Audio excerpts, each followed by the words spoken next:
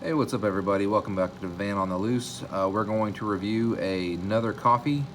I've had more than half of it, so that's how much is left. So I feel like it's a fair assessment. Um, it's Folgers, but it's not the big red can. It's one of their, I guess, attempts at a more premium brand. And first we'll go over the packaging. The packaging on this, doesn't look bad. It's, fine as far as like the aesthetics go.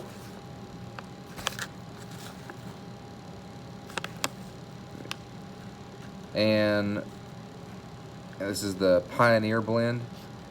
But the function of the packaging is not as good as what we saw from Black Rifle Coffee Company.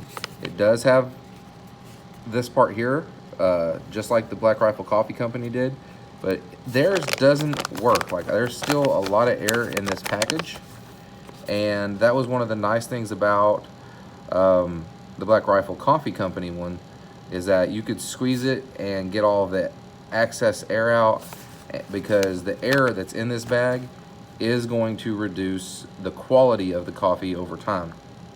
The other thing that I need to mention is that you roll it up and then seal it with these clips on either side. With the Black Rifle Coffee Company one that I reviewed last, it actually had a like Ziploc style closure on it, which really, with that combined with their vacuum sealer or whatever that is, it kept it really fresh the entire time that I had it. I'm not putting this in a refrigerator, so I need it to be as airtight as possible to keep the quality where it needs to be at.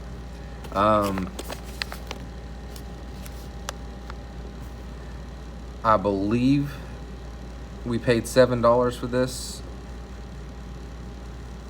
but I can't be positive.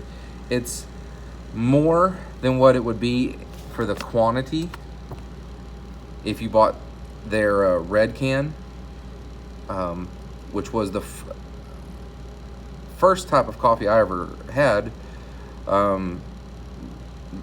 Marketing that they had when I was growing up, everything was, best part of waking up, and you have the red can, which to me is kind of nostalgic.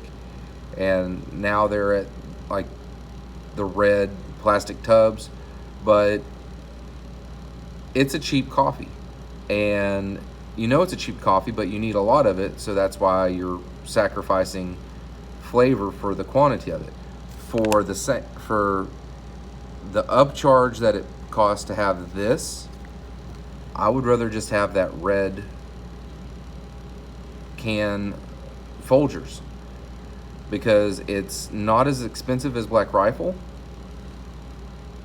It's a much lower grade, more bitter tasting coffee than what I had from Black Rifle. And that's going to be kind of the standard, because it's, like I said in the Black Rifle video, it's the best coffee I've had. So this is cheaper, but it tastes way worse.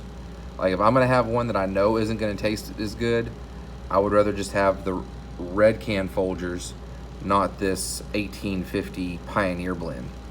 I'm cheap, so I'm going to finish what's left in the bag. Next, we're going to be moving to Death Wish coffee, but I would not recommend this bag. If you want cheap coffee, buy the red can Folgers. If you want better coffee, change brands. That's Van on the Loose. Like, subscribe, share. If you have a comment or a different experience with this, feel free to leave it in the comments. I will have to kind of put all of this under the I drink my coffee straight. I don't put any sugar, any milk. I mean, it's black coffee at whatever temperature the pot behind this bag has.